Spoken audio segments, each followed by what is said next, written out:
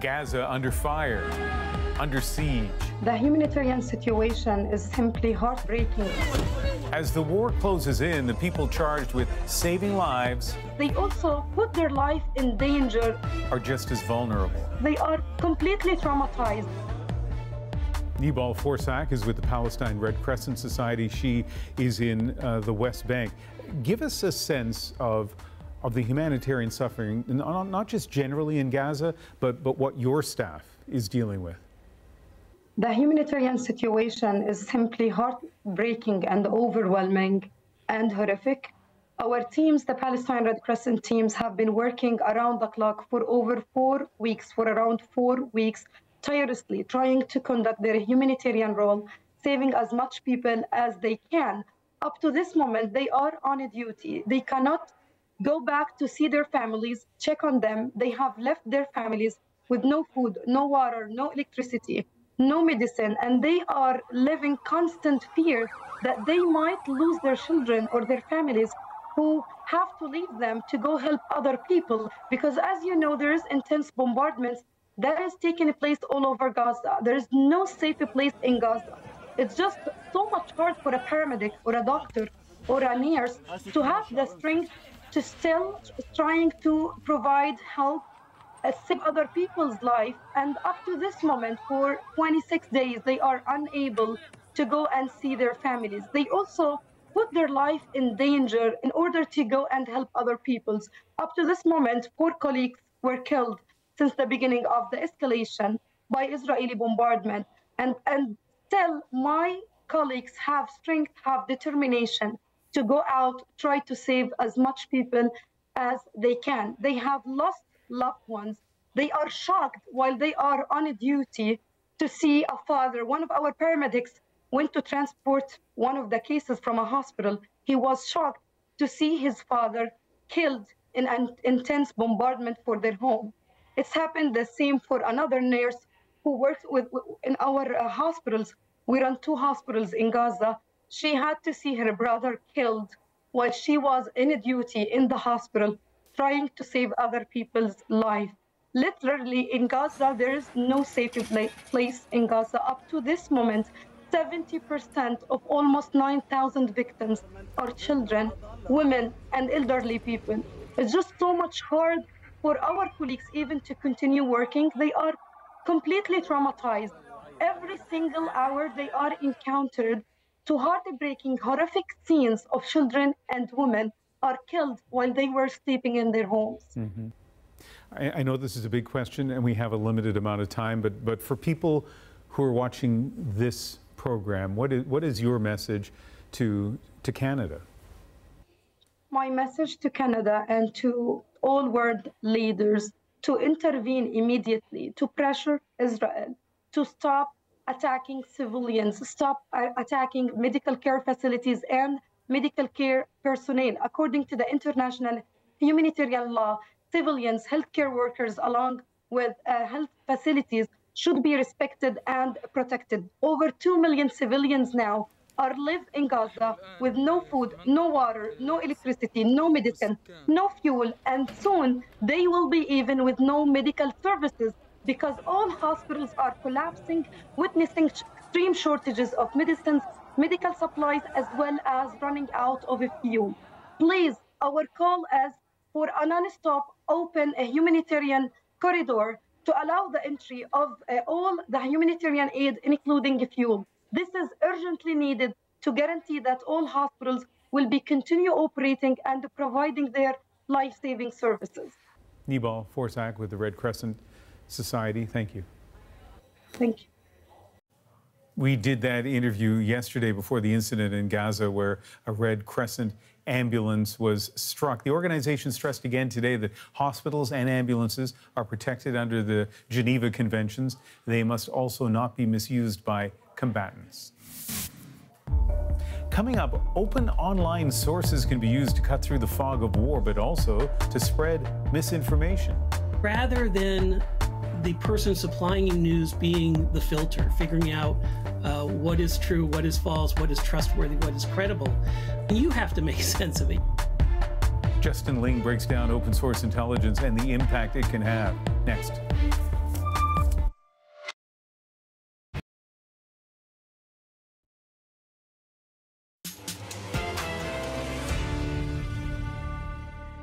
online investigators try to tease out the truth from open sources. Really, it comes down to looking at how different bits of information are related to each other. Some are pros, some hobbyists. I do it out of interest, boredom, and curiosity. But now others are using the trend as cover. It's sort of a funhouse mirror version to push misinformation. Justin Ling breaks down how skilled volunteers made open source investigations so powerful at uncovering facts, and how anonymous accounts purporting to use the same methods are surging on social media with help from one of the world's richest people.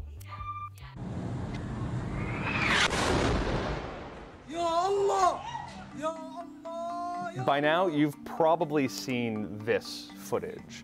It's video of an explosion that occurred in Gaza City just a few weeks ago at the Al Ali hospital. The explosion pretty quickly led to finger pointing on both sides as for who was to blame. Not long after this occurred, a huge number of open source investigators leapt into action, trying to make sense of what had happened. They're part of a new generation of researchers, ones who use video, images, and all sorts of information scraped from the internet to try and make sense of crises, conflict, and general disaster. But these open source investigations, also called OSINT, they're a booming business, and they're increasingly being done by people with questionable tactics and whose affiliations can be really hard to pin down.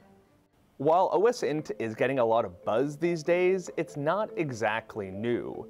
It really is just a fancy way of describing anything gleaned from public or accessible sources. Back in the day, that might be consulting a security camera, or checking the phone book, or even just reading newspaper clippings. It was also the exclusive domain of spies. These days, that's not the case. The Intel Crab, yes. I am at Intel Crab on Twitter, Instagram, all the fun sites. Justin Peden is a student at the University of Alabama, Birmingham, but he's also a pretty experienced OSINT investigator. He's got more than 300,000 followers on X, or formerly Twitter. I do it out of interest, boredom, and curiosity. So walk me through your process a little bit. I try to find just, residents of an area, students, young adults, teachers that live in an area and see what they're talking about. 9 times out of 10, if there's been a substantial explosion or something truthfully awful and horrific, everybody in town is talking about it. This trend has been in the works for more than a decade, but OSINT investigations really came into their own in 2014 after Malaysian Airlines Flight 17 was shot down over Ukraine. We worked to piece together what happened by using various material gathered from the internet.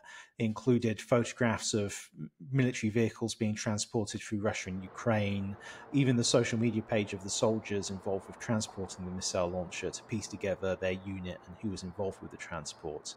I'm Elliot Higgins. I'm the founder and creative director of Bellingcat, and I specialize in open source investigation. Higgins and Bellingcat have become basically the elder statesmen of the OSINT community. They're a really good example of not just how to do open source investigations, but how to do them well. So really it comes down to looking at how different bits of information are related to each other, both in the sense of what information in the image, the video, the photograph gives us more clues about where it was taken, what time it was taken, what it shows, but also related information. And that brings us to an understanding of what's happened. For the most part, this is a good thing.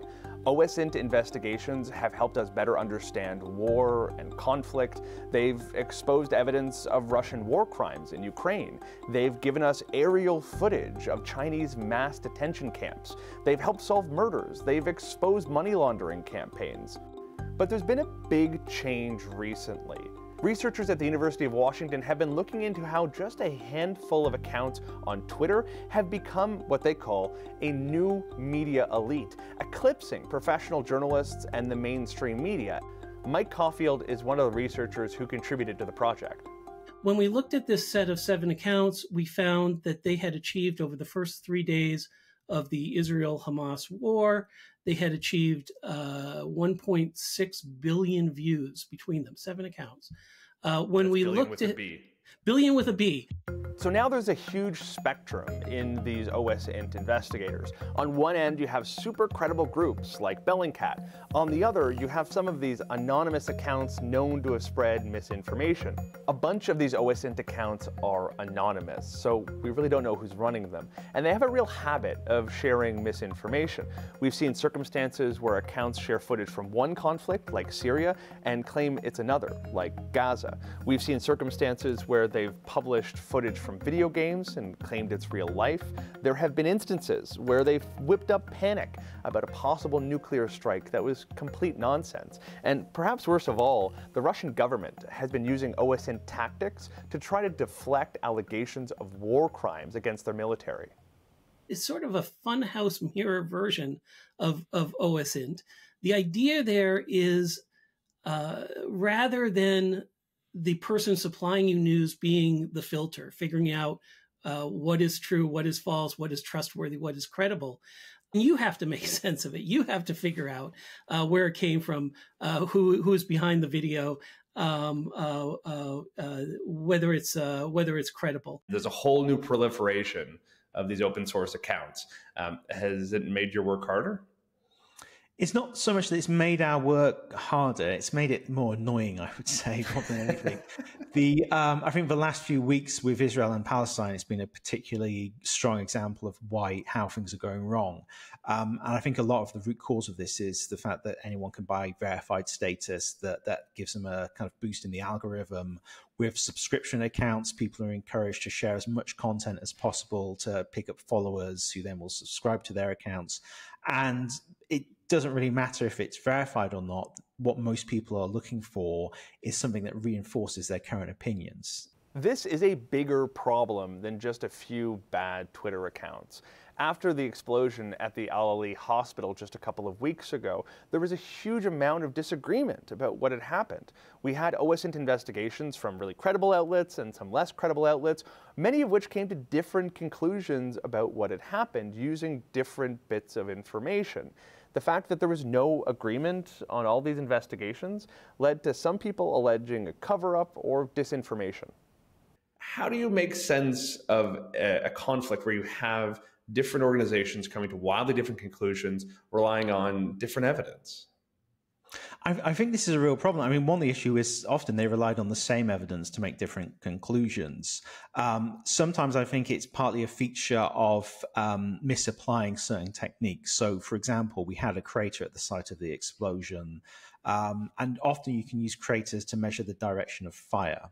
And some people were doing that, but they hadn't, I think, accounted for the fact that if this was a misfired rocket, that this rocket may not be on a direct trajectory, and therefore you can't really establish the direction of fire from that.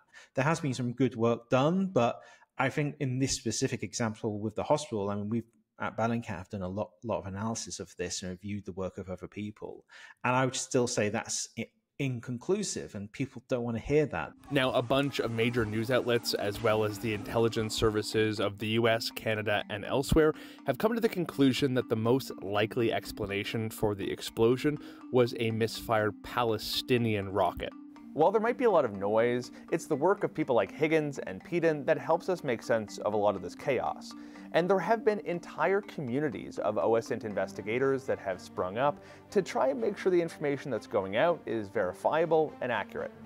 Think of it from a pure research perspective. If you're in medicine or science, one of the most amazing things about pure research is it is reviewed by peers. It is critiqued and put under the microscope, sometimes literally. It's far harder to label something like that misinformation when every step of that process is transparent. But clearly, news consumers and even journalists are going to have to be a little bit more skeptical and discerning the next time they stumble across one of these open source investigations online.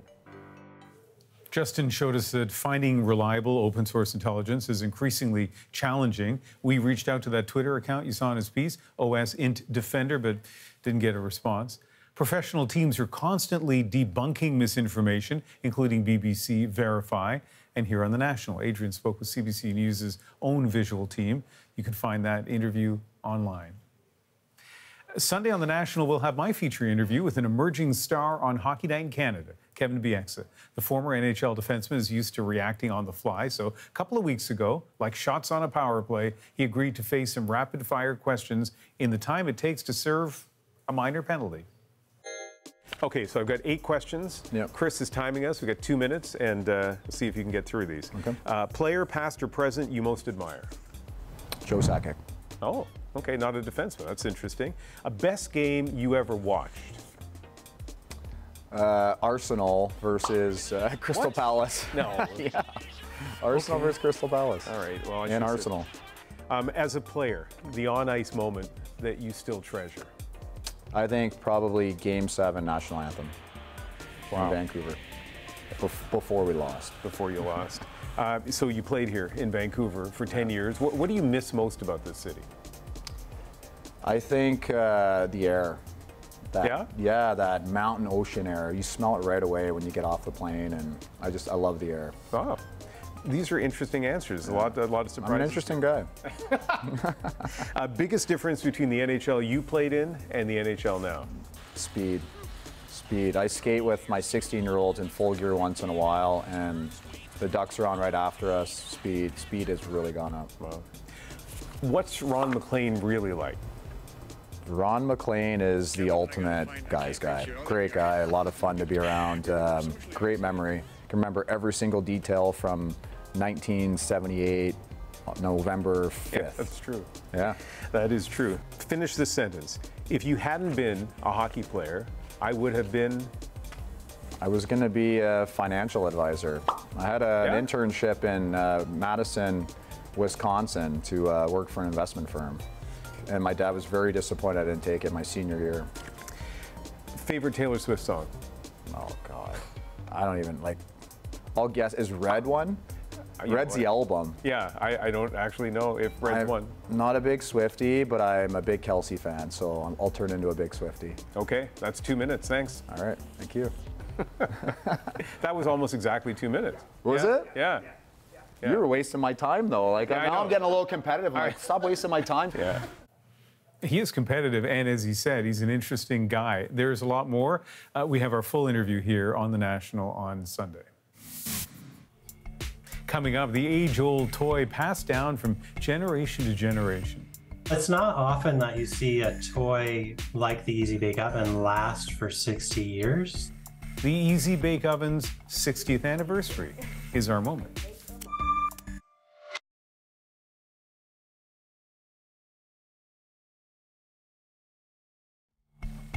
If you grew up with an Easy Bake Oven, you might recall staring at that little light bulb, waiting for your cookies to finally be done. Well, tomorrow, the Easy Bake Oven officially turns 60 years old, and many are wondering, where has the time gone? The beloved toy's cookie dough anniversary is our moment. I love my Easy Bake Oven. Do you know how to work it and all? It's not often that you see a toy like the Easy Bake Oven last for 60 years. The Easy Bake Oven is a toy oven that was originally powered by an incandescent light bulb, and it allowed children to basically mimic what they saw their parents doing in the kitchen, so they could bake cakes and cookies. I was always interested in the baking, cooking. I gave my children an Easy Bake Oven, and then my children gave it to their children. And then when I opened the bakery, I actually had an employee, and he told me that when he was a kid, he always wanted an Easy Bake Oven, and his mum wouldn't buy him one. So for his birthday, I actually went and sourced out an Easy Bake Oven, older one in the 60s. There's also that nostalgia factor now. It's become this piece of pop culture that I don't think will disappear. Slide them in, slide them out, Easy Bake, wow! The Easy Bake Oven is one of these toys that when you bring it up in conversation, it always brings a smile to someone's face. I'm smiling watching that. I love the nostalgia of old toys. And also, I can't believe that some people actually still have the box along with the Easy Bake Oven. I was a toy car guy, but I kept my toy cars and then watched my sons play with them, which was fantastic. And now I can't wait for my granddaughter to do exactly the same thing. That is The National for November the 3rd. Join me Sunday for Cross Country Checkup on CBC Radio and CBC News Network, and later that night, right here for The National. Have a great Saturday.